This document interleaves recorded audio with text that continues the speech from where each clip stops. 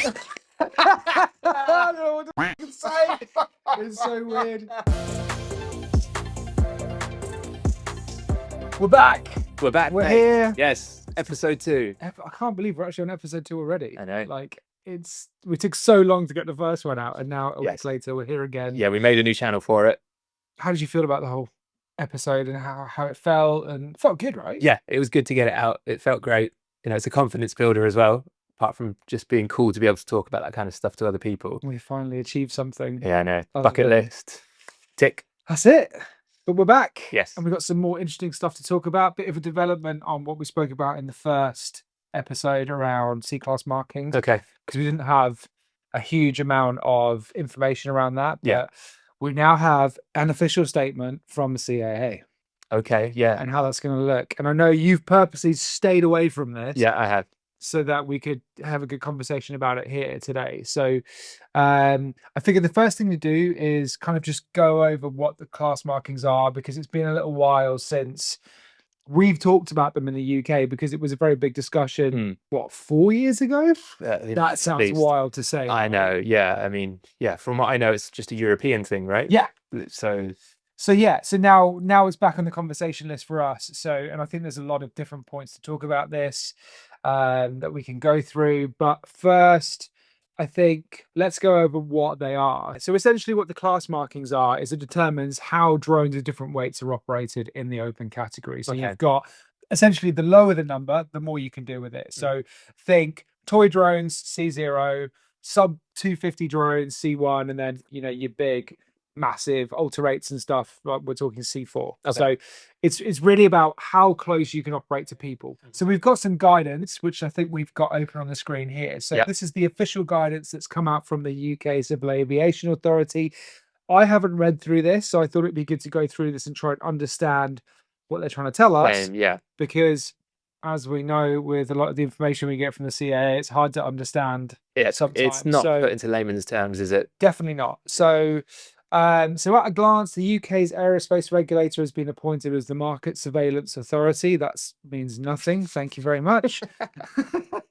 So from the 1st of January 2026, drones in the open category must meet new product standards under the class marking framework to enhance safety and security. Okay. Interesting that it must meet new product standards, where this is not new because it's been... Yeah. We're going to have this in 2020. Ish. Has it in the EU. So this has been a thing for like 4 years. Yep. So it's not really, it's new for the UK, but not new in terms of our understanding of it, because it's all been talked about before. And then for some reason or another, when we left the EU, well, you know, this didn't come into play. Yeah. So the MSA will ensure compliance with all these standards among manufacturers, importers, distributors, intervening where necessary. So it's essentially any drone that's manufactured has to be manufactured under a certain terms, so they can be granted this C label effectively. And the Civil Aviation Authority will take on a new role to monitor and enforce new product standards for drones in the UK, improving safe blah blah blah blah blah. That's what I think when I get the emails. I know, that's so hard. I need a bullet point information pieces just of, you know, what is it that's changed. We should have just asked ChatGPT to summarize this for us. I thought you did. I know I did on my notes, but not on this, because I actually only found this as we were about to come on. So okay, so we're reading this fresh out. This is the first time I've read. So that's why we're a bit. Yeah. So from 1st January 26, drone operating in the open category, which covers low risk drone flights and leisure activities, will be product subject standards in the framework known as class marking, improving safety and security in the sector. Lots of rubbish about who implemented this, yada yada yada yada. Risk flying with RPAS that weigh less than 25 kilograms. Okay, we know this stuff. So basically, it covers drones from toys up to drones that fly Aries at 25 kilograms. Exactly, big stuff. So for me, the biggest question around this, because essentially what we've been is a transitional period for the last 4 years, because we were going to have all these legacy drones which weren't class marked for a certain period of time. We were going to be able to use them under the framework, and they were going to be phased out. And then drones which you could operate under A1, A2, once the period had ended, Yep. they would have moved into A3, which is effectively away from people, 150 Yeah. meters, no built-up areas, That's right. etc. So obviously, I guess the first question is, this is coming into force in January 2026. So are we going to have a prolonged transitional period, or is it going to be a hard stop? So from January 2026, any drone that's not got a class marking will then be A3. That's it, done. I would say so. Who's going to enforce it is the next question, right? Well, People are still going to do it. I'm sure there'll be some leeway. oh well, You know, people are going to. It's not going to stop. I think there's That's some the issue. Yeah, I think there's some really interesting questions about this. So, first one obviously being, is it going to be a hard stop? How are they going to enforce it? Mhm. But also, what drones is that going to apply to? So currently, C class marked drones out at the moment: Air 3, Right. Air 3S. Mhm. So the Mavic 3 Pro isn't officially class marked, but is recognized in the EU as being C2. That's correct. Yeah, not in the UK. Yeah, not in the UK. So potentially the Mavic 3 Pro could then be a legacy drone. Yeah, it And should you be. might not be able to use that. What? You So might not what? be able to use that Why not? Just because of its weight. because of its weight. Yeah. So basically, if we pull up there's another, the CAP 2012. So this is the old guidance around how the open category works. Cool. So if you scroll down a bit, we don't A1, need, yeah. So A2, A1 A3. is fly over uninvolved people but not over crowds, which is standard. We already Yeah. know that. So that's any drone under 250 grams or toys. So that's your Mini. minis, Yeah. essentially. Neo. Yeah. We'll talk about FPV in a minute, because I think Yes. the biggest concern for me with this is going to be on FPV drones. Yeah. It's going to affect you quite a And bit. there's no guidance around it yet. So No, a lot of questions around exactly. this. It's quite free and open, that one. Exactly. Then we've got A1 as well. So okay, this is where it gets a bit weird. So with the transition, Mhm. it's any legacy drone under 500 grams can effectively operate under the same rules of a 250 sub 250 gram drone. Wow. That's going. Right. Okay. So, and this is where it gets tricky with FPV, is a lot of my FPV drones, especially the one I use for my fly throughs, Yeah. is sub 500 grams. Okay. Yeah. So I've been flying it under that rule, Mm. where it can fly close to people, no intentional overflight. That's not going to be a thing anymore. So I'm concerned that that's going to restrict me to flying under sub 250, Oh, I see. Okay. which is going to make my life very difficult. Mm. Especially now where I switched to the DJI Action 5 It's heavier. over the GoPro. Yeah. There's no naked version of it. So Okay. flying sub 250 with that's going to be very difficult. Yeah. I think we can come back to that Cool. in a minute. 'Cause I Okay. think there's Yeah. to We'll talk go about. through these Yeah. ones bit by bit first. But yeah, so A1, anything up to, so this is obviously old guidance. I think I've got some new guidance on another page there somewhere, but I don't think so. No. A1 will effectively cover the Air 3 and the Air 3S, which becomes a very, very interesting option for flying in the open category. Yeah, so the Air 3S can go in that. That's cool. Yeah. So that is no intentional overflight. Make of that what you will.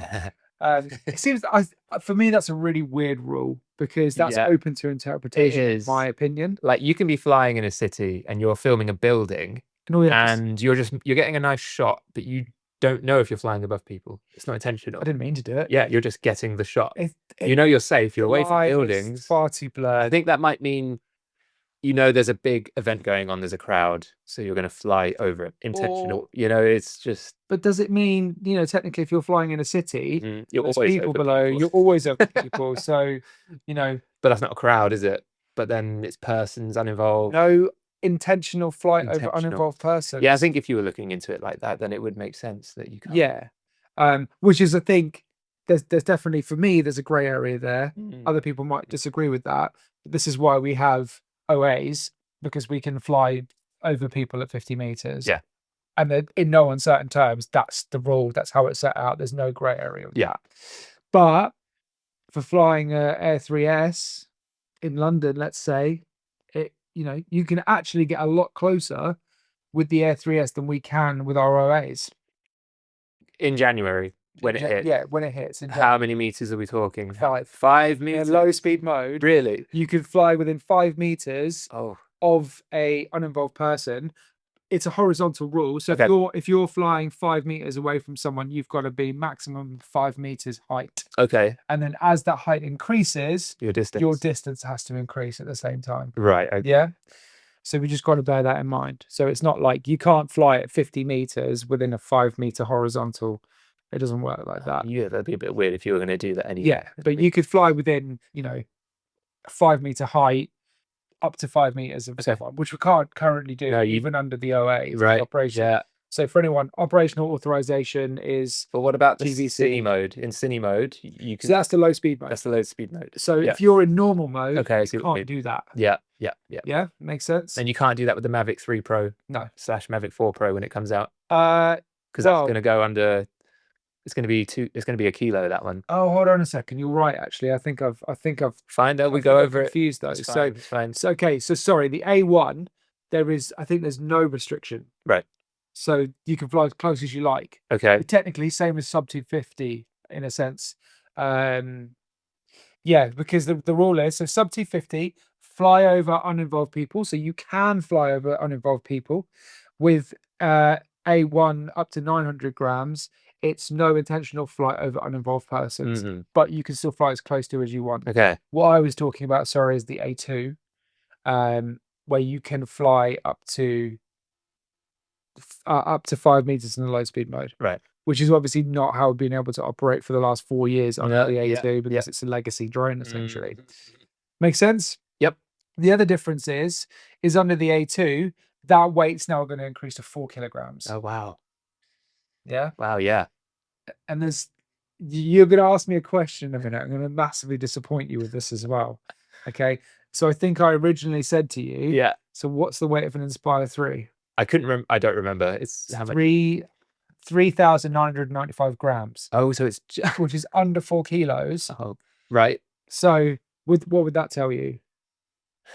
That potentially we could use the Inspire 3 under the A2. Under the A2s. Unfortunately, in the EU, it's currently classed as a C3. Okay. Which means it can only operate under the A3. Right. 150 meters away from people. Oh, wow. So when we were originally talking about this, we were thinking, wow, does that mean we can fly the Inspire in a low speed mode within 5 meters of uninvolved people? Yeah, we did get no. Okay, I mean, it makes sense. It's a big one. Why would you? But then, that to me that seems slightly contradictory. Then, because if the rule is a class marked drone up to 4 kilograms can fly an A2, then why is the Inspire 3 marked C3 class? I don't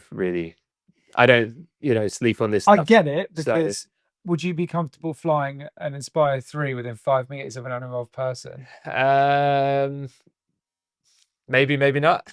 It depends on the situation. It depends, but the risk involved there is much higher than of course. Flying a Mavic 3 I'd be happy or a Mavic 4. Yeah, I know. Yeah, definitely Mavic 3, Mavic 4, Air 3, they're easier to fly close to people. So I definitely think we're going to get a lot more freedom under this. Obviously, we need some more guidance to come out.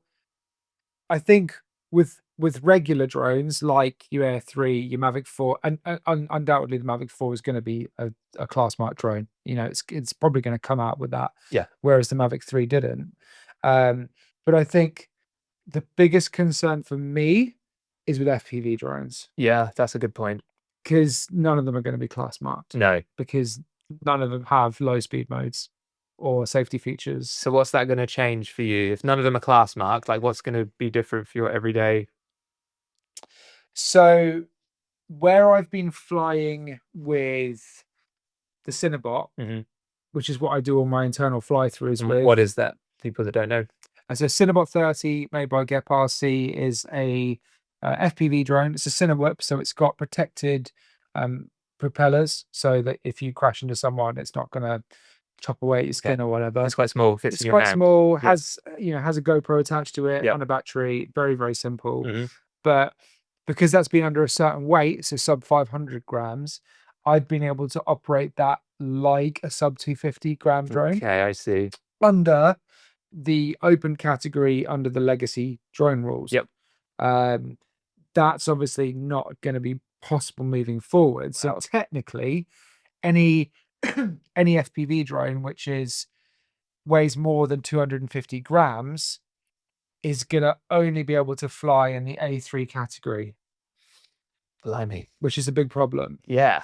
But they've also not, and to be fair, there was no guidance on this originally with FPV drones, because this is all targeted at consumer drones which are built by DJI or other manufacturers, and not FPV drones. So Okay. there's no guidance on it. There's no mention of FPV drones. So Will there ever be? Do you think? they have to. They have to. It would have to be CAA that bring that in. Especially with the amount of, the amount that FPV has grown Mhm. in the past year, 2 years. They have to include it in some way, shape, or form. So is there potentially an exemption Right. that's going to come out for FPV drones under a certain weight? Does it matter that they fly indoors? Do you think No. that's a reason for it? There's no excuse for that. No. I mean, indoors it doesn't matter indoors. No. We're only talking about, and to be fair, most of the work that I do is indoor fly-throughs, Yeah. where an outdoor portion of flight is 5 or 10 seconds. Just the Just to beginning. literally transition Straight in through the doors. Yeah. And So everyone indoors is controlled anyway, right? either controlled or the same rules don't apply, because when we talk about airspace and all the regulations that we have in the UK, we're talking about airspace which is owned by the CAA, but because we're flying indoors, that is then no longer the case. The Civil Aviation Authority don't own indoor airspace. The airspace is silly when you by the building. It sounds so which crazy. is why you can take technically could fly an Inspire 3 over a crowd of 10,000 people in an indoor arena. Okay. Whereas you can't do that outside. Yeah. Which seems mental, but technically, just because you can do it doesn't mean you should. Yeah. I would feel certainly very uncomfortable about flying something that size over a crowd of that many people. Oh yeah. No, we've seen videos, haven't we, where there's been an Inspire at a festival which kind of gets caught by the confetti, and it landed in the middle, like the pathway. So that was lucky. But you even see it with you send me videos all the time of FPV drones flying over, festivals or these indoor nightclubs. Yeah, we'll and pop have them up. these confetti cannons going. It goes in off. front of the camera. He can't see where he's Can't going. see, but also gets caught in the propellers. Terrifying. It just eats stuff up, and then, it's just falling into the crowd. Yeah. Which, okay, weight-wise, debatable whether that's okay, but the fact is they're all carrying these lipo batteries which are highly volatile. Someone stamps on one with a stiletto. Oh, that's explosion. Well, So a bad fire. They create a terrible fire. I think that's probably another conversation for another episode of the podcast. Yes. I can't remember why we were talking about that now. Well, you were talking about FPV, just right. Just Yes. how Yeah. it's affected you, so it's going to affect you. It's definitely going to affect me. So. Well, not just you, loads of other people, right? Lots But of surely people. you and who else? All the big other companies out there that do FPV. Bad Wolf, Seb, the Gale. you guys are going to be clearly talking to each other. I think we all need to have a conversation. Yeah. Because, I'm certainly not always operating under my operational authorization, because, sometimes it doesn't make sense to do that, especially if I'm flying, close to people, low level with an FPV drone. That then very much comes under the open category. Okay. So, what's it going to look like? Because there's serious questions involved, because does it mean that every time I want to do an indoor fly through and I've got to fly in an area where there's people around, I'm going to have to fly something tiny, which isn't great payload wise. It means I'm probably going to be limited to what camera I'm able to use. Yeah, the quality is not going to be as good. You're going to have to do something really small. And wind is another big problem for me. Yeah. The smaller the drone, the less capable it is in the wind, course, yeah. especially when you've got the bumpers around the propellers. It's going to make those transitions even more difficult. Well, you've got a bit of time to figure it out. But still, it's just something you don't want to have on your mind this whole time. Yeah, and leading up to January. I guess it's something that I've just put in the back of my head, because I was like, okay, the CAA are never going to figure this out, so we'll just continue to fly in no man's land for the next 10 years. But okay, they're doing it now, so we've now got to figure out what's this going to look like for us FPV drone operators, but also we need some guidance. Like, the CAA need to realize that it's not just drone pilots, regular drone pilots flying Mavic 3s and Air 3Ss, there's a whole other side of this profession, this community, the hobbyists of FPV who need some attention because and it's only growing. It's growing every day. FPV, massively, especially when you bring DJI into the mix when they release consumer-friendly drones, FPV drones. Yeah, more people get sucked into it. Yeah, and also, with FPV, you've got the potential for drones flying a lot closer to people than you would with a regular, Yeah, they are more dangerous in a way. Ultimately, they're more volatile. As soon as you turn that on with the goggles, control is not the same as a GPS style drone. if you're talking like the type that I fly, where they're not the DJI ones. So do you remember that when we flew over in the field and you were like, just push them down gently? So I just whacked them all the way. That was and we took still to this day the funniest. We've got a video, I think. Yeah, I think. So I'll explain in a bit more. Okay, with tangent time. Yeah, go on. We need like a little thing to play over this tangent. No, anyway. So we'll explain the story behind this. So just for everyone else, we know the story because we were there, obviously. But we've gone out into your field, just out here. You just got the Avata 2? Avata 2, yeah. I was excited to try it out. I wanted you to see it, and you were quite excited to see it. I was excited to see it. As a FPV pro who builds all of his drones, you were like, what can DJI? I don't build all of them. I'll build some of them. All right. I've got dig yourself up. I haven't got time to build all of them. I would, but okay, cool. Just want to clarify that before we get all the haters in the they're in the comments. Yeah. Anyway, so we wanted to try that out. We did a bit of flying with the Avata. It was good. It's fun. It's fun, isn't it? It's a big step up from what they had before. Yeah. Oh god, yeah. Massive. Yeah. But again, that's for another podcast, I think. Yeah. But anyway, and then I brought my 5-inch quad out, which is obviously super fast. It will do like 100 miles an hour. Yeah. And I was like, Matt, do you want to have a go? And he went, okay. so I laid it out on the mat, and I was like, you've got to be gentle. Just a little bit. Throttle. So I was like, arm it. And then just push the throttle up a bit so it starts to hover. You are I was like, okay, that means business. But after then, I was flying it absolutely fine. I couldn't stop laughing. But oh man, that was so funny. I'll see if we've got the video. I know we've got some behind the scenes from that day. Video, I think so. I don't know if that specific takeoff though.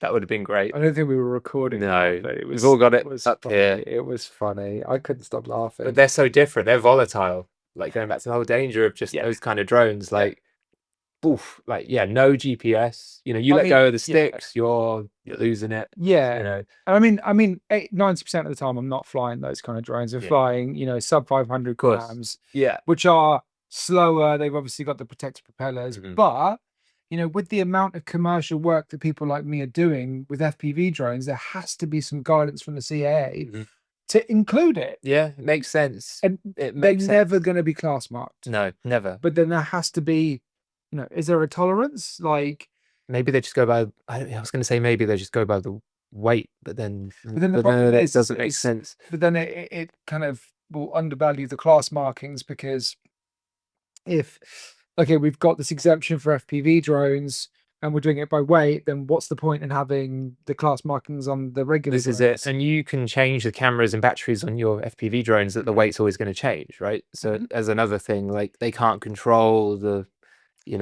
So I think it's a weird place to be, and I'm a bit. I don't want to say massively worried because we'll find a way. You'll find a way. You'll find a way. Technology will change. FPV is all about loopholes. It has to be, doesn't it? With those kind of drones, But it just means, if you're flying in a city, close to people, you're probably going to be flying something sub 250 anyway. Even though we can technically fly sub 500, like I always say, just because you can doesn't mean you should. Yeah.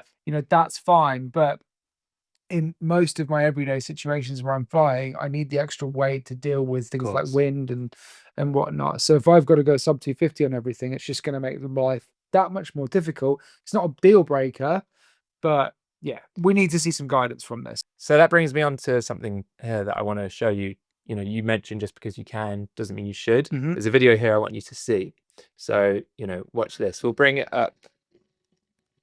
Hold on, what does that say? Oh my god. So diving the shard. Not sure what drone he's using here, but I want your take on this as an FPV pro.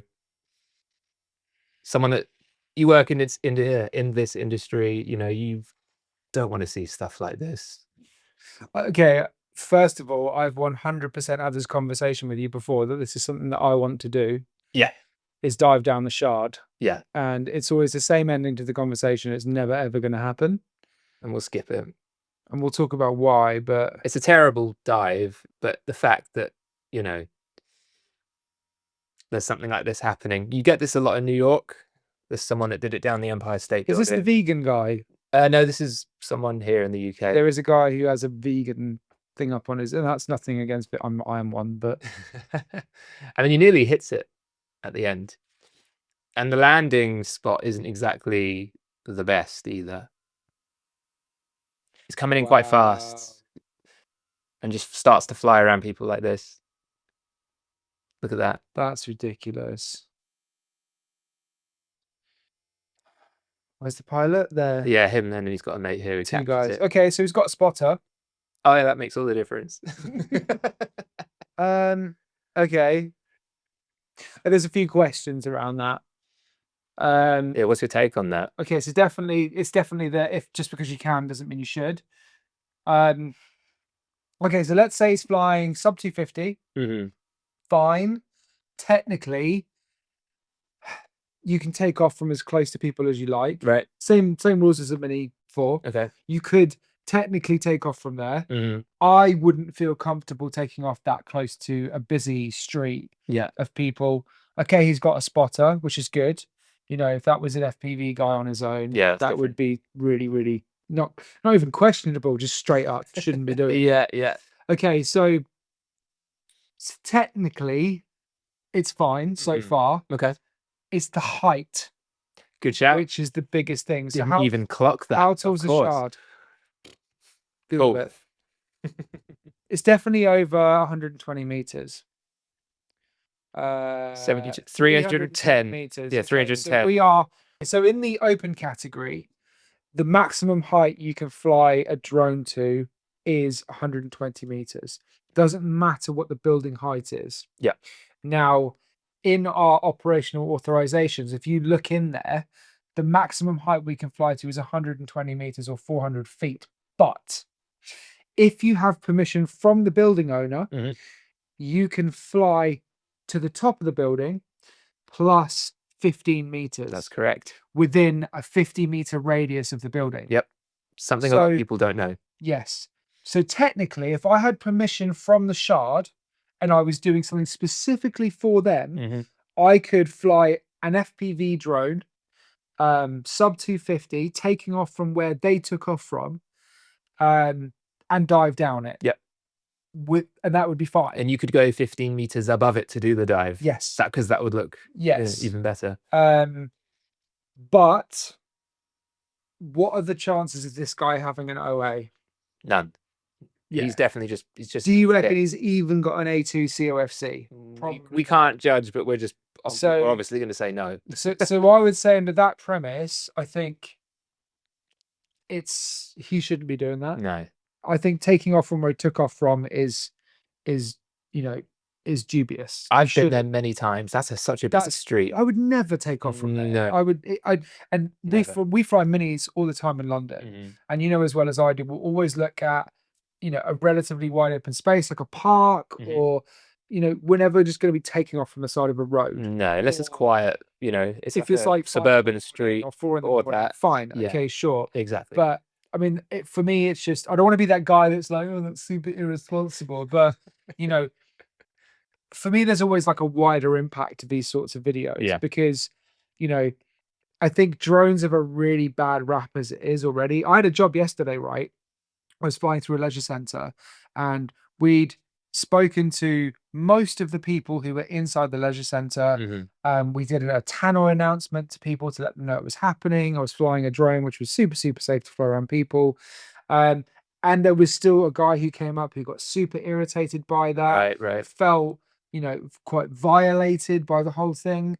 And, we explained we're not doing anything wrong. We've notified everybody. But I think there's just this really bad stigma around drones. I think the Ukraine war doesn't help, especially when it comes to FPV drones. And if videos like this start circulating and, especially if they circulate in non-drone specific Facebook groups, it just brings a whole negative impact onto the industry. It does. I don't like seeing videos like this. Yeah. It's not sensible people flying sensibly. And I get it's a really, really cool thing to do. I mean, the footage is shite, if I'm honest. It's terrible. Yeah, it's not great, is it?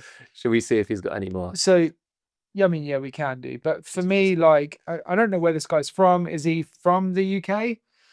I feel like you should know better, especially if it's someone who's like really into the hobby. I feel like anyone who's into the hobby and flies FPV drones for fun, just, oh my God, is this really where I think it is? Is this Canary Wharf? Yep. This is Canary Wharf. How did you know straight away it was Canary Wharf? I flew there a few weeks ago. Yes, it looks familiar. In this. Uh-oh, he says, silently freaking out. He's gone in the clouds. He's gone up. Yeah, look, he's gone up. Okay, this I have a real problem with. Yeah, and he's coming back down, so he doesn't even do what he wanted to do. Okay, this video I have a real problem with. He's sideways. Oh my goodness.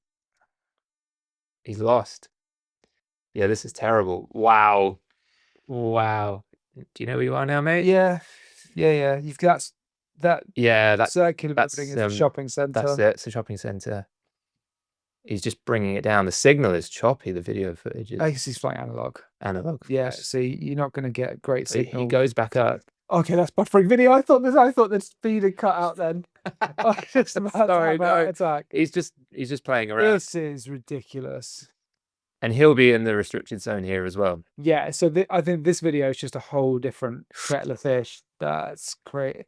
It's a whoop. You can see the prop guards. Right. Yeah. Okay, that's if you're flying that close to buildings, you're gonna have what's called wind shear. Yeah. So these just winds, and this is quite a windy area because it's almost like a big wind tunnel in Canary Wharf. So this is awful. Flying a whoop with prop guards on it is just a really bad idea. I mean, you could see how difficult he's finding controlling that. As well as I do, this is a really difficult area to get permission to fly in. You've got R158. This is this is Canary Wharf. Yeah, but it's the number. I think it's Dogs. Yeah, Isle of Dogs. So this is Isle of Dogs. So you have to get permission. It's tiny. Okay, I mean that is really tiny. It's a toy. Are we? Yeah, but again, it just comes back to even if you can, should you? Yeah, I know. Okay, it doesn't matter how small that drone is because he's flying in a restricted airspace, 2 restricted airspace zones, Isle of Dogs and London City Airport. Yeah. Taking off from private land because Canary Wharf is private land. Yeah. So it's all business. You have to get permission from Canary Wharf Group to be able to fly there as well. Mm-hmm. It's a security area because it's obviously all financial companies and stuff. They've got barriers to get into Canary Wharf in this area. Yeah. There's a lot wrong with that. Yeah. A lot wrong with that. It's not great. It doesn't, that's bad for the industry. It's bad for operators like us, and to be honest, the guy just shouldn't be doing stuff like that. No. It's just ridiculous. I know. Yeah. The episode is obviously not about. You've wound me up now. I've wound you up. I'm really annoyed. And I'm not a Karen or anything like that, but when I see stuff like that, I'm just like, it's just stupid. Well, we can leave that for another episode. Yeah, thanks for that. But yeah, okay, so back to open category. Okay. If we're looking at sub 2, and I didn't mention this, sub 250 gram drones, there's going to be a slightly different rule with this with the legacy drones. So if you've got a Mini 2, a Mini SE, a Neo, a Flip, oh yeah, those are all going to be able to fly within the new class marking system without having a class marking, regardless of whether we were, let's say, Mini 6 or a Mini 2, a Mini 3, a Mini 4. Right. It doesn't matter. Okay. So, and that will also include FPV drones. So anything up to sub 250, you're good for indefinitely. Cool. So I guess that's a good thing, which interestingly means that Mini 2s or Mini 3s are probably going to be quite valuable. Yeah, under this. That's a good shout. Because they're not going to have to go out of A3. So, yeah. So more operators, especially ones who cannot afford to buy, let's say, the Mini 5 or the Mini 6, you know, a Mini 2 might be a really good option for someone who's just getting into the industry or a hobbyist. Yeah. So maybe we'll see the prices on those go up. I doubt it. No. It's a bad drone for video quality, though. It's terrible. When it came out, though, the Mini 2 It did its job. It did its job. But for someone like me that we've gone over this, we want to control a bit more of it. The video was not great. It could only go to a certain frame rate. The ISO was horrible. Like the sensor was bad. The color profile wasn't good either. Yeah, it wasn't great at all. But yeah, so I think that's more or less it for that at the moment. Obviously, we've still got a limited amount of information. You know, the information we've got from the CAP 2012 is basically 4 years old, so that's not updated. That's all just. So we're waiting for a new one of these because that's the old one. I mean, and you could probably dig this out from the EU, right? Because they've been operating under this for 4 years, right? So very quickly, yes, I want to go back to the Mavic 3 Pro, Mavic 4 Pro. So I feel like we just touched on it, but we didn't really go over that. Yeah. What's going to happen with it come January? So the Mavic 4 will undoubtedly come out as a C-class marked drone in the EU. It'll have a class marking because basically the rules are the same. So hopefully, any drone that's already got a class marking for this EU for the EU will be automatically recognised by the CAA. When this comes out in 2026. Right. I honestly don't know about the Mavic 3 Pro. I think it totally depends on whether the CAA decide to recognise the Mavic 3 Pro as a C-class drone because it hasn't technically got a class marking. Okay, well, you think it would then? You should. It should. There's no reason why it wouldn't because it's basically, it's got a low-speed mode. Yeah. You know, and it's, you know, complies with the weight restrictions. Exactly. It's got all the same tech in it that the other ones have. So we could still do the 5-meter rule in slow mode. Yes. Yeah. That's what we're assuming. Yeah. Under the C2 or A2. Okay. That's cool. Then. So that should be fine. But it just depends because it's not technically a class marked drone. Right. Yeah. Not undoubtedly the Mavic 4 will be. It has to be, doesn't it? Well, it comes out in April. Yeah. So we're like next month away. I know. Yeah. I mean, at the moment we're still very early days with this. So it's ultimately going to develop and they've got 9 or 10 months to figure this out and get it ready for release in January 2026, which isn't long. No. But then it shouldn't actually take that long because the groundwork's already there. Yeah. As in it was started 4 years ago and just wasn't finished. But then the EU are using that already. And as far as I'm aware, the CA attend meetings with EASA. Oh, right. Talk about this sort of stuff. So yeah, they'll just send them an email and be like, "Hi, we're implementing what you have. Can we have your template? Can we have this?" That's exactly it. So yeah, so I don't think it's going to be any massive surprises there. It's probably going to be more or less the same. I just think we need guidance around FPV drones. Yes. There's no the FPV thing is true, but a lot of people won't think about that.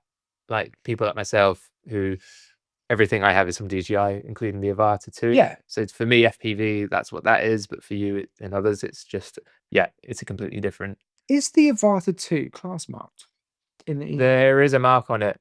Yes. Was it C2? Let's have a look. Should be. It weighs 450 grams from what I remember. So, okay. So, yeah. So it can't fly under. So under the new rules, it would be under 380 grams. Class, it's a C1. Okay. Well, C1. Yeah, C1. Okay, so it's technically the same as a Air 3S or an Air 3. Okay. So can fly as close to people as you like in that case. So that's interesting. It's good. It's a good drone. Oh, I'm gonna have to switch to the Avata. An FPV Pro has to get the Avata. Oh, you can't do that. That's a wild. Has that really thrown something in the mix? Really, but yeah. Oh wow.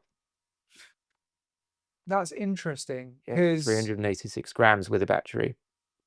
Yeah, I mean the whole weight thing when the Avata 2 came out was pretty impressive in itself, and it's got the 04 air unit as well. Yeah. So, and they've just released the 04 air unit for custom build FPV drones now, and the quality is pretty good. Yeah. I'd say it's not quite as good as a GoPro yet, and it's definitely not as good as the DJI Action 5, but it's usable. So, yeah, interesting. Yeah. But there's other problems with that, and I'm not going to go into loads of depth of this now. But there's a whole host of reasons, and we're going to do another video on DJI versus DIY. Yeah. I like that. about That's the good. differences between, you know, buying a pre-built drone from DJI and why, you know, professionals like me prefer to fly custom built drones or, you know, off the shelf built ones that are easier to repair. Definitely. I'm happy to do that episode next, actually. Okay. Yeah. Cool. So listeners have That's something to look forward to on that one. conversation, but yeah. so I mean, potentially, if that's recognized under the class markings, then, you know, that's an option for people. And if people are already flying the Abata 2 and that's their FPV drone of choice, then that's an easy decision, right? But we still need, you know, we need more information from the CAA on how it's going to work for FPV drones. You know, it's a big concern for me at the moment. What's this? It's a list of all the C-marked drones. All of them. Okay. Wow. Look, Mavic 3 Classic is a C1. Yep. Oh, that's interesting. Mavic 3 Cine. Why does it say V2? I guess that doesn't matter. Interesting. Yeah. Okay, so Mavic 3. Right, so C0. So this is sub 350. Yeah, but they're like they're super. Yeah, super. They're not dangerous. Like the Neo's got protectors on it and stuff as well. But I don't know any of these other ones. Atom. I don't know what those are. See, soon you might be seeing FPV drones in here. What are they? Pull one of those up. Atom SE. I mean, it's Chinese because it shows a. Okay. Over there on the right. Oh, it's a Potensic. Okay. Oh, why am I just doing that? That's so Potensic.